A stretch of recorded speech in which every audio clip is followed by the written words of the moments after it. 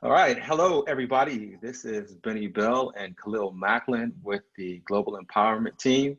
And today, our goal is to always educate, empower, and impact the communities that we serve. And, and we wanted to kind of discuss another tool to help build out your wealth through the tier of real estate. So today, we're going to be discussing 1031 exchanges. This is a tool that's utilized to help in the process of creating wealth through real estate. And today, our co-host is Shanae Mabrie with, I'm sorry, oh gosh, Old Shanae Republic Mabrie with Exchange. Old Republic Exchange. Yes, yes, Old Republic Exchange. She's the Vice President and Regional Director with Old Republic Exchange. And she's going to be providing a wealth of value to us today. So sit back. I hope you have, are get a lot out of this call today. And if you have any questions, we're going live on Facebook. We have this. This is a live meeting, so send those questions in. Khalil, how you Nice. doing, sir? I'm doing well, man. It's a super Sunday. It's warm out there. I got some shopping done already. I'm working on my garden. I mean, I'm excited to be here with both of you. So it's nice. How you doing? How are you, Shanae? I'm doing pretty well. It's an unusual Sunday, especially after the height of everything that's kind of taken place over the past couple days. So, relatively speaking, all things considered, doing well. Yeah. Great. That's why I had to get out for a minute is I've been watching this news for the last 2-3 weeks, and it starts really affecting you, and your mindset. You want to make sure you shift that mindset and keep mindful of the fact that, okay, I still do have children. I got a household to run. I still want to make sure I show my support in certain areas. So I had to step away for a minute and get some things done for the house. And then, but yeah, difficult times. Yeah, it is. That's one of the things actually me and Shanae had discussed earlier. Last night I was, preparing for this call, and, I kept getting all these notifications about everything that's going on right now. The current climate with, police violence, people protesting, looting, and just kind of going. And I had to pull away from that because, I started feeling a little guilty about this call today. I felt that we should be talking about something specific to the current environment.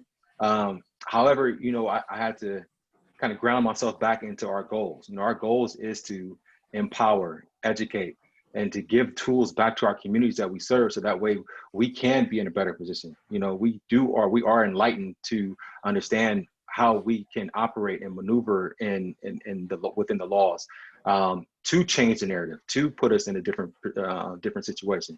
So obviously, with having resources, that just empowers us even more so. And building wealth, obviously through one of the tiers when they're real estate, you want to be educated in that. So, that brought me full circle and back to our goals that, okay, well, 1031 exchanges, those are a great resource, a great tool in being able to build your wealth through real estate.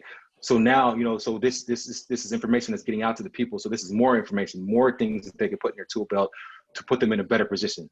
And that's the only way we're going to be able to, to be, to help us overall is to educate, and learn how to operate within the realm that we have here, or it's just going to be continued violence against violence, and that's not going to get us anywhere.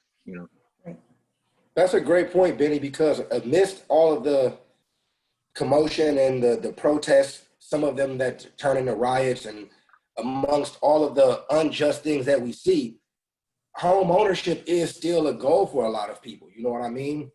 Although all of these tragedies are happening, people still do want to understand about, how do I build generational wealth? How do I retire a certain way? How do I pass it down to my kids the right way? How do I ensure that they then pass it down to them? So taking a break from the news for a moment, you know what I mean? And coming and learning about this and learning how to apply it, because once this all settles down, subsides, we move forward, you still got to learn about 1031 exchanges, 1035 exchanges, the importance of life insurance, the importance of real estate, the importance of understanding the stock market. So this is just us taking a little bit of an educational break from that, and then we'll get back to it. Does that make sense? So I appreciate you for saying that, though.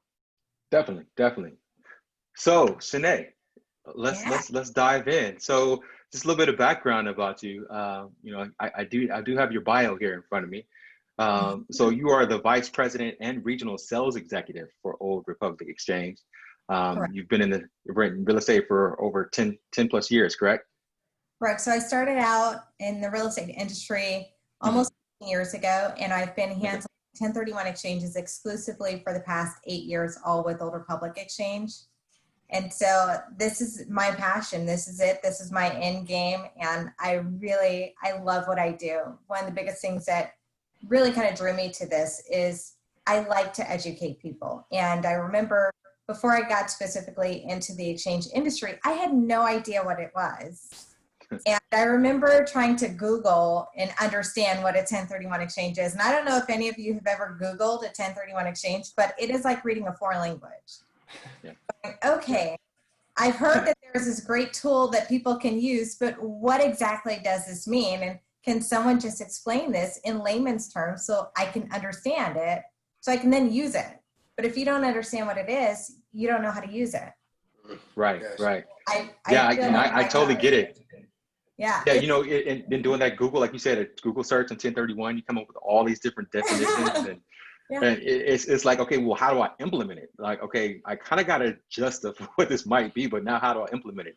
And I told Khalil, I'd actually set in on one of your seminars. I found you on LinkedIn and reached out to you, and I actually registered and set in on one of your seminars. And I was, even being in real estate and understanding 1031s and working with investors, you like you said, you broke it down in layman's terms. And, I had to get you on the show and reach out to you and use you as a resource. So, please, explain to our audience, what is a 1031 exchange? Perfect. So 1031 exchange, it just refers to the section of the tax code. It's section 1031 that says that a taxpayer can sell investment property and reinvest into other investment or business use property and defer having to pay the capital gains tax by using the services of a qualified intermediary such as myself to hold the funds in trust until they're ready to reinvest into the next property. So this can be a really great tool, kind of bringing it full circle for wealth building and for wealth preservation, because you can continue exchanging for as long as you live, for as many investment properties as you have, and defer having to pay that capital gains tax. And there's a phrase that we like to use in our industry called swap till you drop. And what this means is you just continue exchanging and swapping from one investment property to another and defer having to pay the capital gains tax. And then when you eventually drop or pass away, your heirs then receive a stepped up basis to market value, meaning they don't have to pay back the taxes that you had deferred all the years when you had owned and exchanged properties. Wow. Nice. That is amazing right there. And I don't think too many people, I don't know any people that know about 1031 exchanges, because there's a lot of people who sell their homes and they will just take the gains and do something different, as opposed to maybe rolling it over to where they can defer them and then do it again and defer it again. And to know that you can ultimately pass that on to your legacy, your children, your family, your kids, and it still continues to be deferred, from what I'm understanding you're saying. That's a great generational wealth building strategy and tool, and more people need to know about it. So with that being said, who can benefit? Like, who's your ideal client or base or people who can benefit from 1031 exchanges? Are there businesses that can benefit from it, or is it just individuals, LLCs, corporations? Any taxpayer can benefit from an exchange. And so it's interesting, there's this common misnomer that, exchanges are for the wealthy. Well, it's like, well, let's really break it down. What does that really mean? Who actually can qualify for an exchange? Well, that's going to be any taxpayer who has actually owned and held investment property for a period of time. And there's not a bright line rule in the tax code that clearly sets out what that holding period is, but conservatively speaking, generally 24 months is a safe holding period. But really, it's going to be any taxpayer. So it can be an individual, it can be an LLC, it can be a partnership, it can be a corporation. All of these parties who own investment property can exchange out of that property and into another investment or business use property. And so when I say people think it's, for the well-to-do or the rich, well, think about it. Most of us have a parent or a grandparent who own their home, right? Mm-hmm. And perhaps you might even own your own home. So you have your home that you own, that you live in, and then you have your parents' home. And let's assume, down the road at some point when your parents pass away, you're going to inherit that house. And you're saying, you know, I already have a place that I'm living. I don't really need this house to live in. So maybe instead of selling it, I think I can get some good rental income coming in. Well, now it's just converted into an investment property. Well, now you've got this investment property, and as you continue to own it as investment, you're able to depreciate it each year on your tax return. Well, if you down the road at some point decide to now sell this investment property, you're going to recognize the gain and pay taxes. What's that time frame that someone has to like in that situation? My parents pass away, I have their home, I turn into investment property where people are paying rent. What's the time frame before I can then sell it to upgrade to another property that I'll then rent and do it all over again? Is there a certain waiting period? Well, again, there's no bright line rule in the tax code. What the tax code just simply states is that the property needs to be held for investment purposes or for productive use in your trade or business for a period of time. But there's no clear-cut rule that will tell you what that holding period is. And even if you Google it, you're not going to find an answer. And I can tell you, if you find an answer, don't trust the website, because the tax code doesn't say. So, but again, based on some revenue procedures that have come out in recent years, many tax practitioners feel that 24 months is generally going to be a safe timeline. Okay. Nice. Now, I want to define investment properties. So investment properties, that means that that's not your primary residence, correct? Correct. So anything outside of a personal use property, so things that are like a primary residence or a secondary home or a vacation home, unless there's an investment component to the property, it doesn't qualify for an exchange. Now, when I say an investment component, let's say that you have your primary residence, but maybe you've converted the garage to run your business out of, or maybe you have a granny unit on the property that you actually use for Airbnb. Well, there's a portion of the property in this case that could qualify for a 1031 exchange and defer having to pay the taxes on that portion. But if it's strictly a personal use property, it doesn't qualify. Nice. I'm glad you brought that up. So obviously with COVID going on right now, and a lot of people now working at home, they may have established one bedroom or an additional dwelling unit on their property as their primary office now.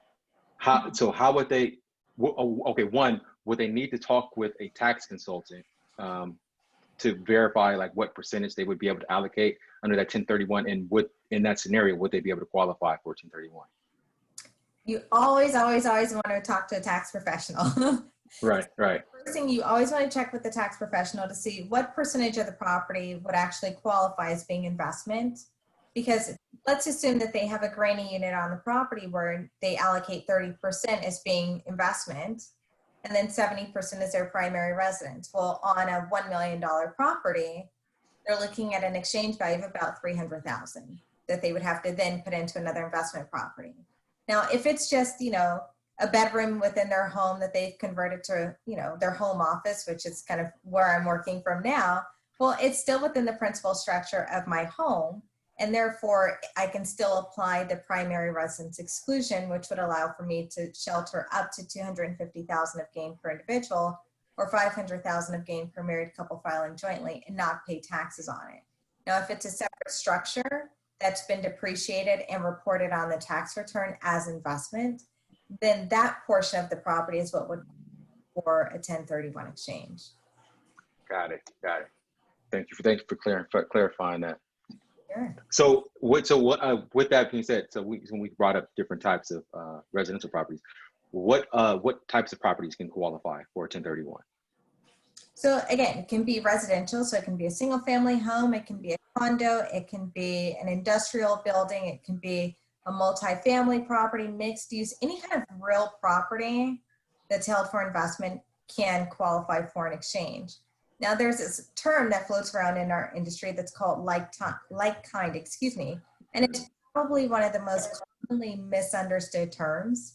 You know, a lot of people hear like kind and they think, well, if I'm selling a single family home, then like kind would obviously mean I have to buy single family. Right. Not at all what like kind means for the tax code. Like kind just simply means if you're selling real property, you just have to buy real property, but it doesn't have to be identical in property type or character even. So you can exchange out of a single family home and into a commercial building without any issue, and it still qualifies as being like kind. Nice. Perfect. Yeah, thank you for elaborating on that, because Yes. I actually, like I said, I've worked with investors before and who have done a 1031 or said they're familiar with 1031s, and that is a huge misconception with the like-kinded property type. You know, they're not. I would say most people aren't aware that you can take a single family, you know, residential investment property and then roll that over into, like, say, you know, a 5-unit, 6-unit, or even a office space, you know, so under commercial real estate. So yeah, thank you for clarifying that. Sure. So what are they? So with that, you know, with the different ways of utilizing a 1031, what limitations are there on 1031s as far as being able to utilize it, as an investor, as someone getting into investing, what are the limitations with the 1031 exchange? So first thing is that, you know, you want to look at what's been the use of the property. Was the use of the property held for investment, or did they actually acquire the property for resale? And the reason I mentioned resale property is, you know, this is going to be common if you have clients who are perhaps a flipper or a developer by trade, where they're just buying property, fixing it up, and turning around and reselling for profit. Well, in this case, they might deem it to be an investment property for them, but for purposes of a 1031 exchange, it's not actually an investment property. So one of the challenges is, what's the intent? You know, did you acquire this property to actually own and hold it for investment purposes, or did you acquire it for the ability to resell? And so if they're looking to just flip properties and defer the taxes, and a 1031 exchange isn't going to work for them. They're going to recognize the gain and pay the short-term capital gains tax on it. But I think one of the other challenges that, you know, especially in the marketplace that we're in and that we've been in for quite some time, is the ability to find replacement property. And the timeline for an exchange, it's not that long. From the date of closing on the property sold, the taxpayer only has 45 days to identify the property or properties that they intend to purchase. They're not required to actually be in contract on the property in order to identify it. But again, 45 days to find property is not easy to do. And then you have 180 days from closing on the property sold to actually complete the purchase of what was acquired within that first 45-day period. But again, the most critical component is going to be that 45 days, because let's say for whatever reason you're not able to identify property, it's a failed exchange in a taxable event.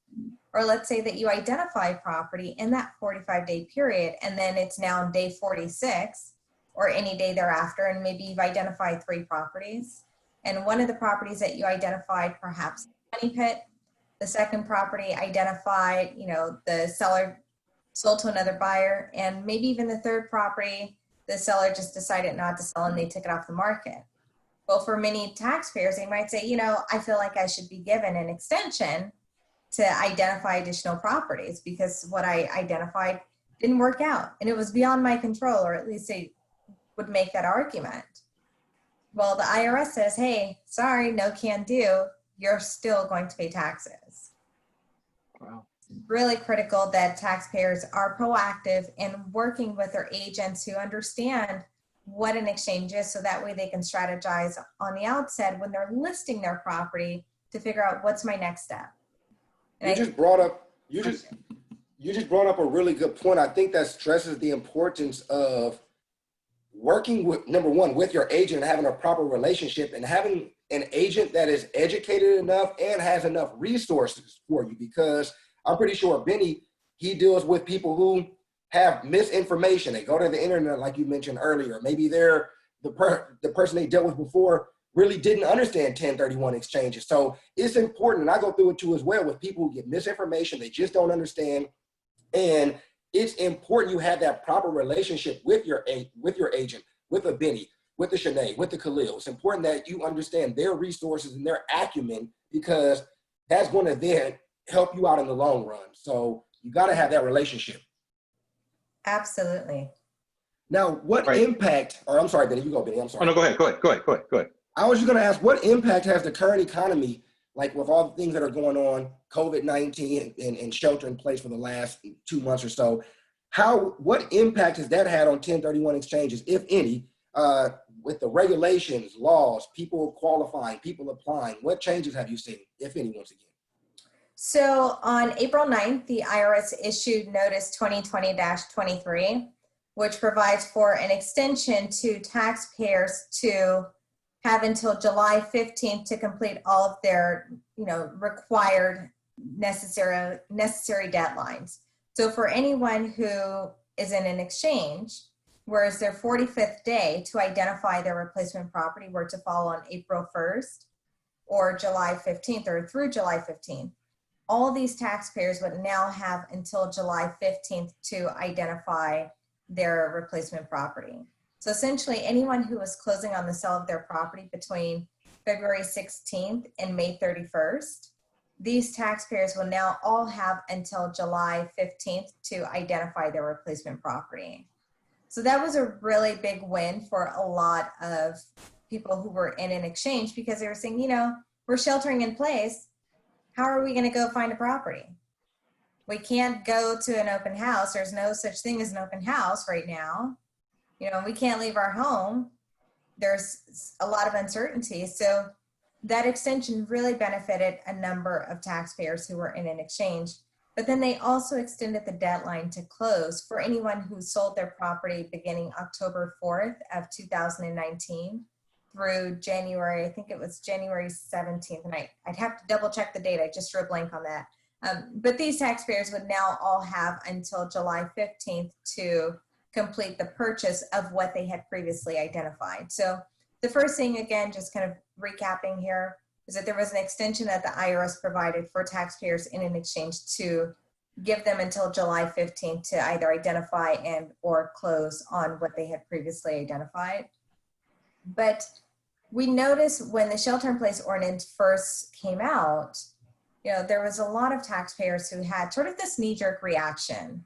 And we saw them saying, I don't want to exchange. I just want to sell my property and I just want to pay the tax because I don't know what's going to happen with the real estate market. I don't know what's going to happen with the economy. And there was a lot of uncertainty and a lot of really fear until people were deciding to either cancel their exchange or just sell their properties and pay the taxes, because they didn't know if they'd even have the ability to have that extension to identify, because at that time the IRS, again, didn't come out with the notice until April 9th. And this was March 17th, March 18th, when the shelter-in-place ordinance was first enacted here in California. So I think that, there was, again, a lot of reservations that people had.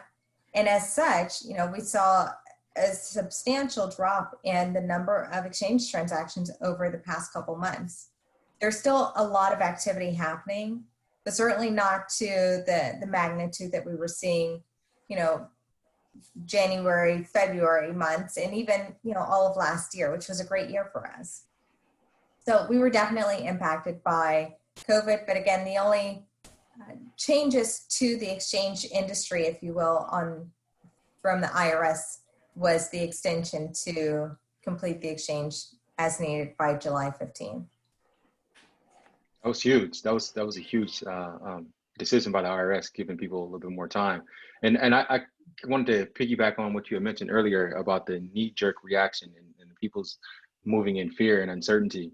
And a lot of that, goes back to what Khalil was saying, was establishing yourself with a team that is, going to be able to educate you on how to maneuver. And I mean, a lot of people looked at this as I wouldn't say a lot, but quite a few people looked at this as an opportunity. And we're still able to shift their mindset and take advantage of this situation. And because one process, real estate transactions were still taking place. It was just a pivot in how they were now being done. It was virtual tours. We even had clients that were in homes showing their own homes via, cell phones, via, live virtual tours. So it was just now it's being with a team that can, okay, well, we're not going to panic. We're just going to find out how we can now operate. You can still take advantage. You can still take care of your 1031 exchange. You can still make your sale now because there's properties still on the market. We had actually influx in properties in the market throughout the COVID-19. So I went through quite a few transactions, from February and March. My team, we kind of, like I said, we just took advantage of the technology that was already in place and just continued to help our our clients, you know, with their real estate goals. So with that being said, now, you know, with we're I mean, we're not seeing really the light at the end of the tunnel per se on the COVID. However, we're seeing that counties are now opening back up. Cities are starting to open back up. So we're seeing what that transition is looking like now going into post COVID-19.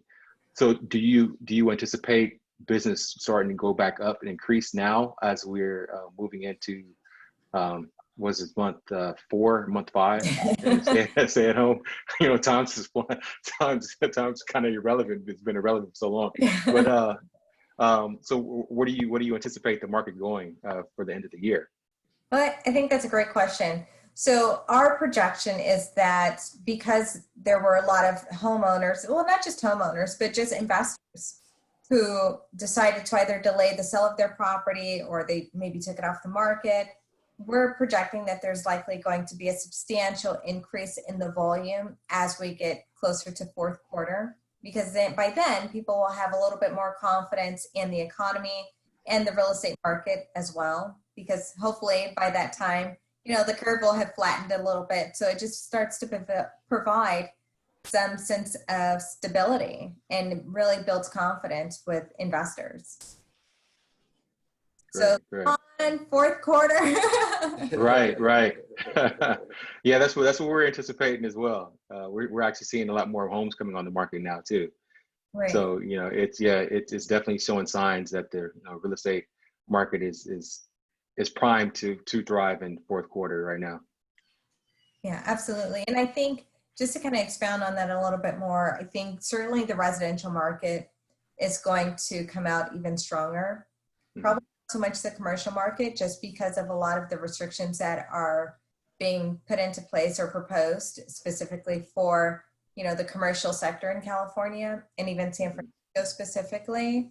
So I think the residential market is certainly going to come out quite a bit stronger than it maybe did coming in. Yeah, I agree.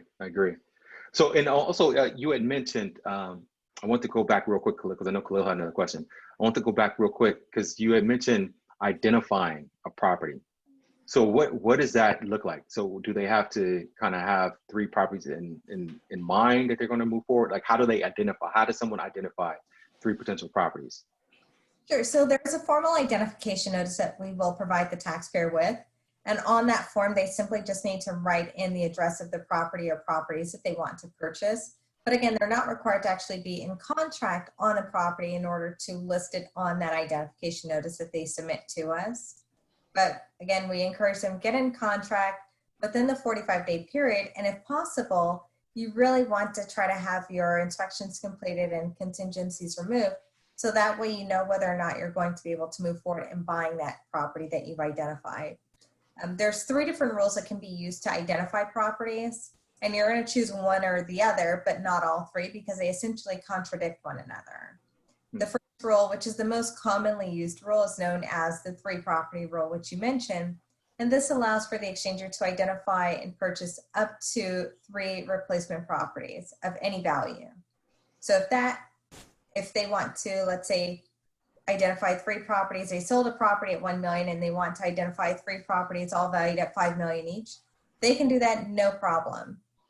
The second rule is known as the 200% rule, which is more commonly used if you have clients who are wanting to sell one larger property and then purchase multiple smaller investment properties.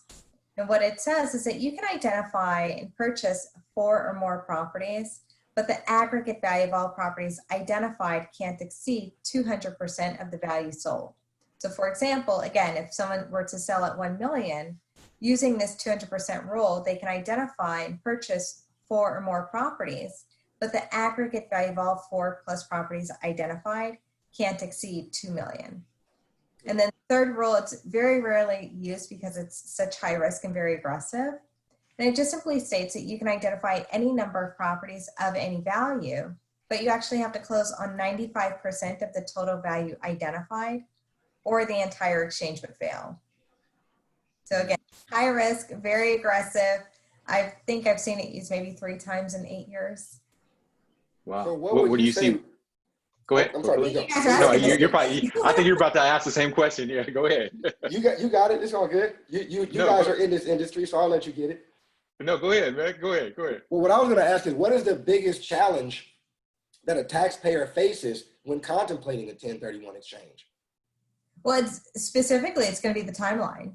Okay. Because 45-day rule is hard and fast, and there's no extensions, generally speaking, outside of the notice that was issued for COVID, but there's no extensions to the timeline. Okay. So outside that 45-day period, if you can't identify or you can't purchase what you identified, it's a taxable event. Now, is that why someone would choose you? Is because you strike me as the kind of person that dots their I's and crosses their T's, to where if someone tells you they're selling a property in a 1031 exchange, it's a possibility, you're going to have them looking at identifying a property prior to that 45 days even gets there. So that, for me, highlights that relationship as well, because you're not going to let somebody sell a property and 50 days later checking in on them like, hey, have you found something?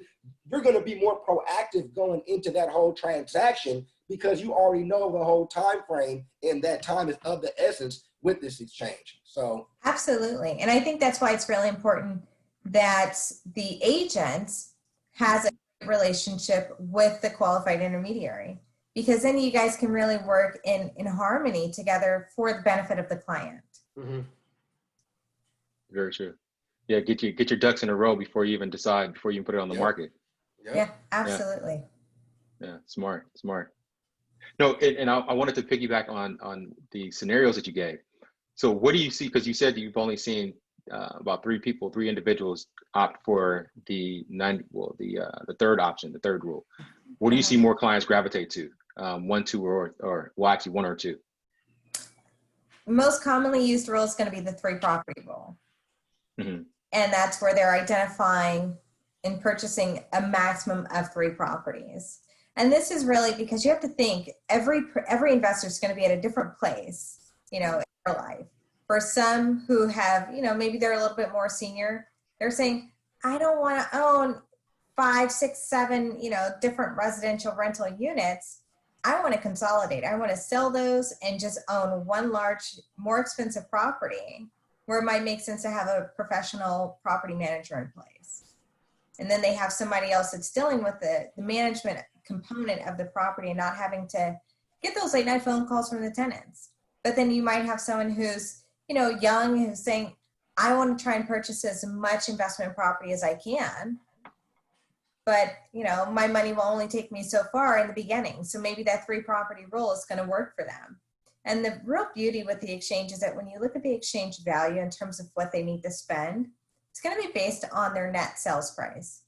And so the net selling price will be the gross sales price less the normal cost of sale expenses, which might include things like the commissions to Khalil, shameless plug, the escrow fees, title insurance, etc. Those costs are going to be the costs that will come off the top that'll reduce down the amount that needs to be reinvested. So let's just assume that you have someone who sells a property at $500,000 gross and take 6% off the top for expenses to sell. That's going to be $30,000. So now they're looking at a net value of $470,000. So for them to fully defer the tax, they need to buy equal or greater to $470,000. Well, if you're doing, the 3 property rule, that would allow for you to identify 3 properties well over $1 million, each property. There's no restriction. But with the 200% rule, if you're, selling with a net value of $500,000, you're going to be capped out at $1 million. Mm-hmm. You're buying in California, you're not going to be able to buy too many, 4 or more properties where the net value is $1 million. Mm-hmm. Right. So the 3 property rule might work great for a lot of investors. But the 200% rule is going to work for someone who's wanting to really diversify their portfolio and, again, sell one larger asset and buy multiple smaller investments. Now, I got a question. If I'm somebody, let's say I'm in Oakland, I'm in Napa, I'm in San Francisco, I'm in Sacramento, can I still get a hold of you and utilize your services? What's your territory? How do we get a hold of you? How do we contact you?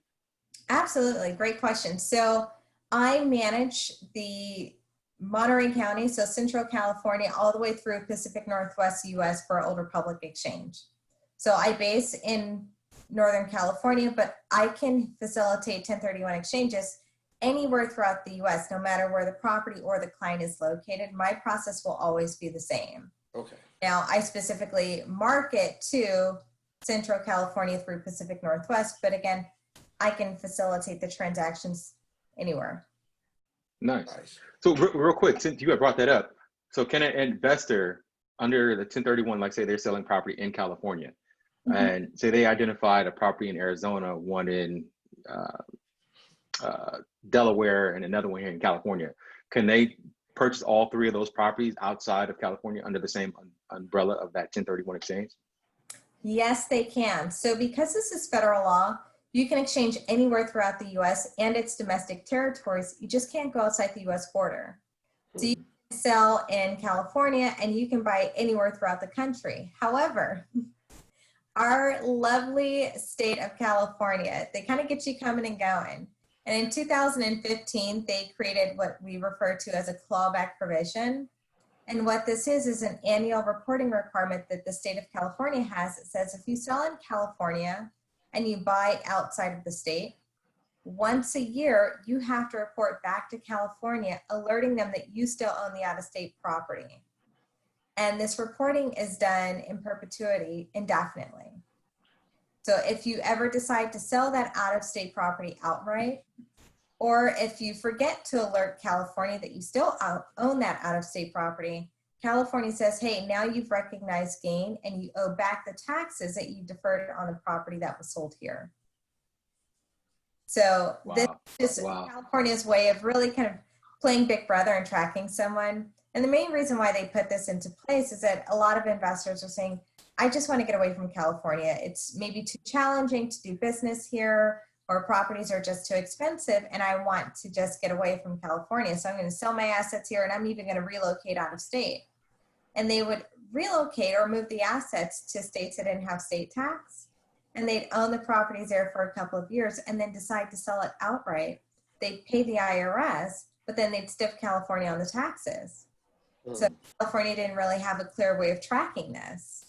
And they wanted to make sure that they would get their piece of the pie when it gets cut. So this was their way of kind of creating a safeguard to make sure that when you sell property here and you buy out of state, that if you ever sell, you pay back the taxes you deferred here. Because California's not letting you letting you off the line. Clawback. Yeah, that's pretty harsh. Many people say, oh, the clawback, because they sink their claws into you. I'm like, exactly. That's exactly what it is. They're not letting go. Right.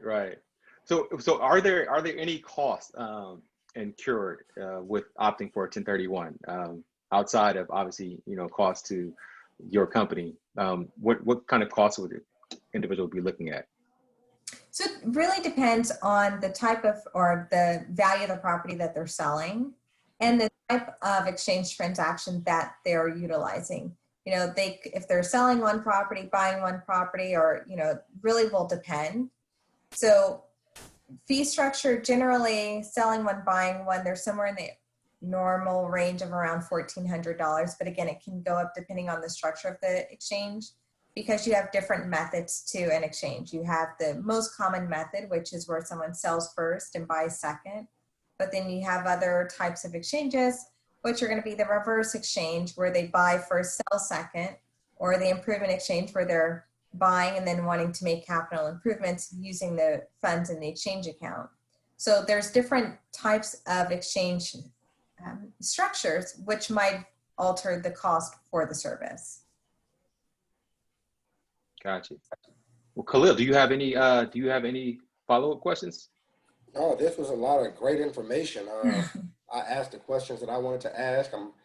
And once again, I've heard of, I deal with people with 1035 exchanges. That's in the financial realm. Okay. That's when you're trying to do something with your investment money and still do the same thing, but in a different realm. It's not real estate. So to learn more about 1031 exchanges, I think is very helpful and beneficial for our base that's following us, our clients that we have, our prospective clients that we have, So hearing more about this information and letting people know about the investment side of property, because oftentimes when you hear people talking about property, they're just talking about the home that they live in. And rarely are people talking about investment property. And when they're talking about investment property, rarely are people talking about commercial property like you mentioned. So to hear that you can start with a home and then upgrade to a duplex and a fourplex, and maybe you get a commercial property, all doing 1031 exchanges, I think that's very beneficial for people to understand and to know that there's a different side of real estate. It's not just living in it, it's actually investing and making a profit off of the real estate as well. So I think this was very beneficial. It hit home. I learned a lot, and I'm going to be getting your contact information. I just sent you a friend request on Facebook, so accept it, and I'll be contacting you. But this is great information. Thank you. You're welcome. Yeah, and Shanae, so real quick, just to recap, was there anything that we missed? Was there any questions that we didn't answer that you think our clients or our audience should know about? Well, I think one thing, just to kind of piggyback on what Khalil mentioned about a duplex or, triplex or fourplex. Mm-hmm. Sometimes you have investors or, first-time home buyers, and they're saying, I want to get my feet wet. I don't have a home that I live in, but I also want to figure out this whole investment world. And they might consider purchasing a duplex where they live in one unit and rent out the other. What that means is that at the time that they go to sell, they have a portion of the property that's investment for them that they can then structure as a 1031 exchange. And then they also have another portion of the property that is their primary residence, in which they can again use that portion to apply the primary residence exclusion and shelter that portion of the gain. There's so many different facets and ways that you can utilize a 1031 exchange and benefit from both a 1031 exchange and the primary residence exclusion when you're selling your principal home. But, I encourage clients, always have a conversation with your CPA regarding your plans, because scrutiny of an audit, it's going to be your CPA that has to defend your position. Mm-hmm. It's not going to be your agent. It's not going to be your qualified intermediary, so you want to have that conversation with them first, but also you want to make sure that you're utilizing the services of a qualified intermediary that has a financial strength, the protections in place for your funds, but who also has the knowledge and the experience. And the reason why I think this is so critical is that our industry is not federally regulated. We think that we should be. I strongly think that we should be regulated, but we're not. And there are very small provisions on the local level that govern us. And during the last, housing recession that we had, our industry dropped by about 90%. And during that time, there were a number of these qualified intermediary companies that were going belly up and taking the exchanger's money with them. And when your clients don't have the money to buy their property, they've got taxes. And for a lot of them, their tax money went with someone who was, sentenced over 100 years in federal prison. So they really want to make sure that they're using a reputable company for their 1031 exchange, because just about anybody can put up a sign and call themselves a qualified intermediary. Doesn't mean that they, have the protections in place or the insurance. So the company I work for, it's Old Republic Exchange, which is the sister company to the more well-known big sister, which is Old Republic Title. It's a $19.7 billion company. But we also offer the highest protections in our industry with a $50 million E&O policy and a $120 million fidelity bond. But the other thing that I can say about our organization that not every exchange company can say is that since our inception, we've never had a 1031 exchange disallowed due to an error on our part, and we've facilitated well over 100,000 transactions. Nice. I like that. Great reputation. I want to add one quick thing, because I'm thinking I'm glad we still did this. Benny, you mentioned that you had kind of reservations prior to it amidst the backdrop of everything, but I'm glad we did this, because a lot of the news, when you hear a lot of our leaders, they're talking about the way you can get even is not doing the rioting, it's economically. It's us doing things economically and getting ourselves to a different economic status and a different economic understanding, and understanding how money plays a part of it. Oftentimes, you got to have a certain economic status to even talk to certain politicians, to even get certain laws passed. So I think us still doing this and educating people about this is economics right here. Buy, sell, supply, demand, understanding how to make a profit, how to buy low, sell high. This is simple economics. And for us to be taking time out, once again, amidst the backdrop, to educate our community about some of these things. I'm so glad you made time for doing this. Benny, I'm so glad that we continue to do this because this is important for us. We see the disparity, the discrimination with COVID-19, with certain police enforcement. One way we can always make sure things are going to be good for us is by educating ourselves and understanding how to do these things generationally through real estate, through 1031 exchanges, through investments, understanding stocks and bonds, understanding how to work your 401k. So once again, I can't be happier with how things went today. You gave us a lot of nuggets, a lot of knowledge, and I appreciate you and thank you. Thank you. Definitely. With me on LinkedIn. Yes, we will definitely. So this will be live. This will be recorded and put on our LinkedIn. We'll provide you a link to Shanae, so you can put it on your LinkedIn. So reach out to your database, let them know that this was out there and available. We're going to be doing the same. So again, just kind of piggyback on what Shanae said, get your resources together. Have your right people in place. You have your CPA in place, have your real estate lawyer in place, have your agent that is knowledgeable about investing in place, have your qualified intermediary. Reach out to Shanae, prior to you doing the 1031. So that way you don't fall under the pressures of the 45-day allotment. Even with the limited inventory available. That way you can you could possibly identify those properties before you even sign up for the 1031, so you have an idea of what you're going to be moving forward to. So, do your homework. This is what we're here for. We're here to educate. We're here to empower. We're here to, to uplift. So, reach out and utilize us. That's what we're here for. So we hope that you got a lot of value from today's call. Shanae, if you have any closing statements.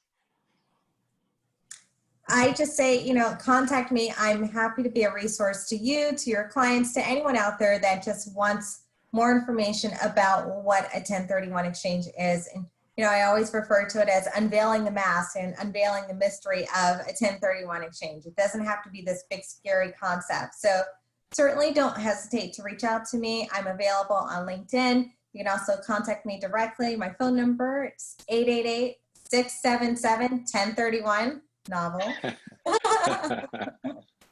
So if it how long have you got that number? Oh, since forever. Cool. Well, you have Shanae's information, so reach out, please, and like us on Facebook, like us on YouTube. We're going to continue to put this information out. We have some valuable information coming up. We're booked out for the next couple of weeks, right? With guests coming on. And I'm excited about Thursday because we've got the president of the California Black Chamber of Commerce talking about some things that are coming down for Black businesses, his ideas and things that he's trying to roll out for our entire California, our entire community. Also, we've got the president of and the CEO and founder of Hip Hop TV. The week after that, we're going to have Tim Morrow from the SBDC. So we're trying to bring our combined resources to our community. We're trying to bring people from different industries, from different CEO levels, different agent levels to come in and kind of actually talk about it from a ground level, a surface level that's applicable for people to now say, okay, now I've got someone I understand about 1031 exchanges. How can I now I know how to apply this. So that's what we're trying to do. So tune in next Thursday, 11 o'clock, next Sunday at 2:30, back here, Global Empowerment Team. Hit the thumbs up, hit the subscribe, follow us. Thank you for tuning in. Everybody have a great day. Enjoy the rest of your week. Have a purposeful week. See you later. Yeah.